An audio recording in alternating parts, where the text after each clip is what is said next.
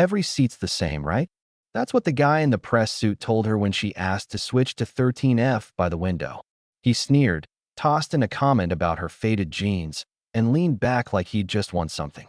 Olivia didn't argue, didn't snap back. She just slid into the seat, quiet as ever, her eyes fixed on the sky. A few passengers chuckled at his little performance, the kind of shallow laughter that fills silence. But minutes later, when she whispered, "Something's closing in," and the cockpit alarm screamed at the exact same moment, those chuckles died fast.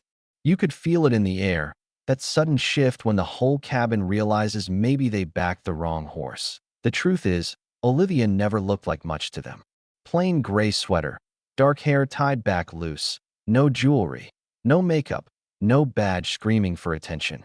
But the way she sat, spine straight, hands folded in her lap, like she was listening to something no one else could hear, that made people uneasy.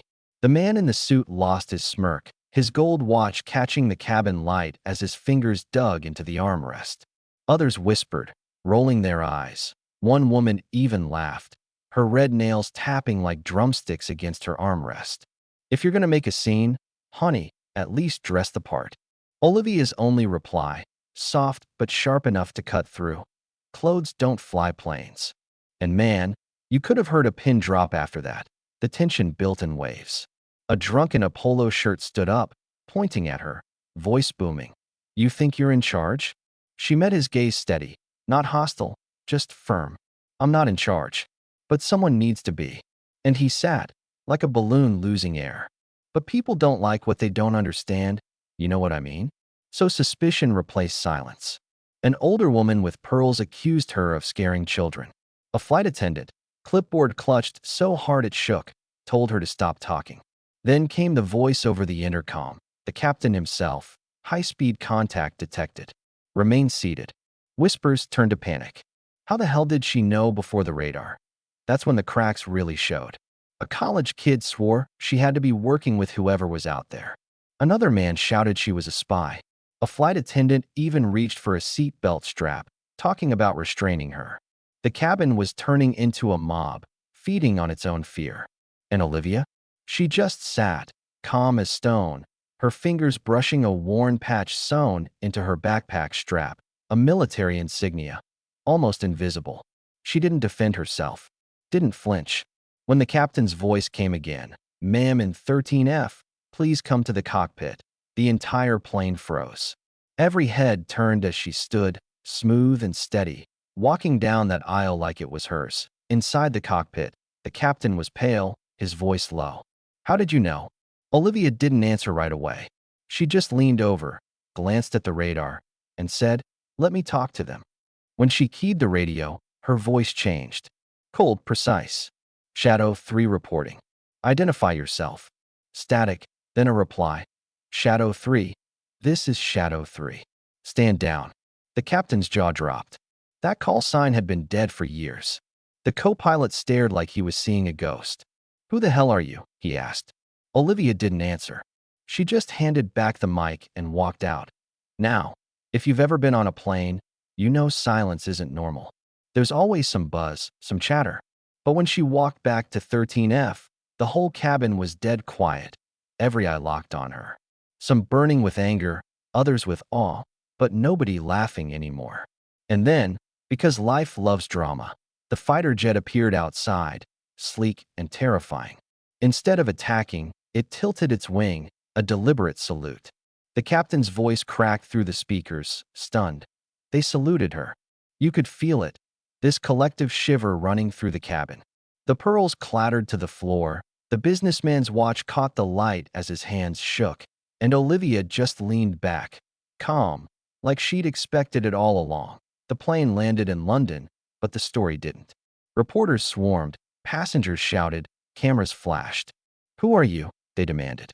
A little boy tugged at his mom's sleeve, asked the only question that really mattered. "Miss, are you a pilot?" Olivia smiled just enough to break the mask. "I was a test pilot for Shadow. On paper, I died 5 years ago." And then she walked away, slipping into the airport crowd like smoke, leaving behind nothing but chaos. The captain whispered to himself, the ghost of the skies. And for once, Nobody laughed. The aftermath hit hard. Videos went viral, names were exposed. The businessman, Richard Holt, lost his job after his arrogance was replayed online a million times. The Pearl Lady, Margaret, stopped showing up to her book club, too embarrassed to face her friends. The flight attendant with the bun, Sarah, got grounded after passenger complaints. Claire, the woman with the red nails, tried posting an apology, but her followers bailed and sponsors vanished. Even Greg, the loud drunk in the polo, found himself frozen out at work. Nobody had to punish them. The world did it for them. Meanwhile, the young mom kept that tiny metal keychain Olivia had given her son, passing the story down like family folklore. The day a quiet woman in a gray sweater saved them all. And here's the thing. Olivia didn't need to prove herself, didn't need to argue, didn't need to shout above the mob. She just existed, steady and unshakable, and the truth spoke for itself. People started calling it the legend of 13F, retelling it in airports, offices, schools. It became one of those stories that sticks because it feels too raw not to be true. For everyone who's ever been judged, dismissed, looked down on, Olivia was proof. You're not invisible. Your truth will surface. And when it does, the world won't be able to ignore you. So, tell me, if you were on that plane, would you have trusted her? Or would you have joined the mob, demanding she be tied down? Drop your thoughts in the comments. Was justice served here, or did fear win out? Because the way I see it, this story isn't about a fighter jet or a ghost call sign. It's about us. How fast we turn, how quick we judge, and whether we're brave enough to see the truth when it's sitting quietly right beside us. As the story of 13F spread, it stopped belonging just to the passengers on that flight. It became something bigger, something people argued about in coffee shops, debated in classrooms, whispered about on late-night radio. Everyone had an opinion. Some swore Olivia was a hero who saved them all. Others insisted she was a fraud who just got lucky. And a few believed she was exactly what she claimed, a ghost of a program too secret to exist on paper. The funny thing is, Olivia never tried to explain herself. She didn't post videos, didn't give interviews, didn't chase the spotlight. She simply disappeared into the crowd at Heathrow, her gray sweater blending into a sea of strangers, like a shadow slipping back into the dark, but the world wouldn't let her go. Within a week, journalists had traced her image across security cameras, piecing together her route like detectives on a trail. One outlet claimed she boarded a train to Manchester. Another said she rented a car and drove into the countryside, while a grainy photo surfaced of a woman who looked just like her crossing the channel on a ferry. Nobody could confirm any of it. Governments stayed silent. Airlines dodged questions, and the military shrugged like they'd never heard the name Shadow. Yet, the salute from that fighter jet, the slow tilt of its wings seen by hundreds of eyes, wasn't something you could explain away with PR spin. It was real, and it gnawed at people. Meanwhile, the passengers themselves weren't done dealing with what had happened. Richard Holt, the businessman with the gold watch, tried to go back to his life, but every meeting he walked into carried that same look, people recognizing him, remembering how he sneered at Olivia before the world turned upside down. His dismissal from the firm was quiet, but the shame wasn't. Margaret, the woman with the pearls, withdrew from public life, her neighbors whispering when they saw her in the grocery store, the weight of her own words replaying in her head louder than any lecture could. Claire, the red-nailed influencer, posted teary apologies, filmed herself in perfect lighting saying she'd been misunderstood, but nobody bought it. Her sponsors cut ties, and she learned the hard way that the internet never forgets. Yet, not everyone carried shame.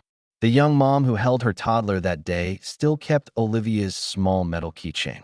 Years later, she would tell her son about the quiet woman on the plane who saw danger before anyone else did. For them, Olivia wasn't a question mark. She was a promise, proof that sometimes the calmest voice in the room knows the most. And the boy believed it so much that he started telling his classmates he'd met a real hero in the sky, a story that spread like wildfire in schoolyards, morphing into something closer to myth. Here's the twist nobody saw coming, though. Months after the incident, a retired Air Force colonel broke silence in an off-the-record interview. He said Shadow was real, that it was a covert test pilot program designed for missions that never made headlines, missions that lived and died in the dark. And then he paused, leaning back in his chair, and admitted something that sent chills through the reporter's spine. They weren't supposed to survive. No names, no files, no graves. Just shadows. And if Olivia was who she claimed, then she was walking proof that some ghosts don't stay buried. Why then? Sightings had turned into an obsession. A woman in Tokyo claimed she saw Olivia at a train station. Another in Brazil swore she sat next to her in a cafe. Most were probably wishful thinking, but one grainy video caught attention. A figure in a gray sweater boarding a cargo plane in the Middle East, her backpack slung over one shoulder, her movements as steady as always. The clip went viral, debated endlessly. Was it her, or just another ordinary traveler unlucky enough to look like a legend? Nobody could say for sure. What's undeniable is this. People stopped laughing at seat 13F. Flight crews whispered about it. Passengers posted selfies in that row like it carried some kind of blessing, some invisible shield. And every so often, someone swore they saw a woman in faded jeans and a gray sweater sitting there quietly, her eyes fixed on the horizon, waiting for something nobody else could see. Maybe it was just nerves, maybe it was superstition, or maybe, just maybe, Olivia was still out there, choosing when to step into the light. So now the question's yours. Was she a savior, a fraud, or something far stranger, a ghost the world wasn't ready for? And if she shows up again, would you trust her with your life, or turn against her like half that cabin did? Think about it, because one day you might find yourself in 13F, staring out at the clouds, wondering if the shadow in the sky is coming closer. Backhand index pointing right. What do you think? Hero, fraud, or ghost? Drop your thoughts below, because this story isn't finished. Not by a long shot.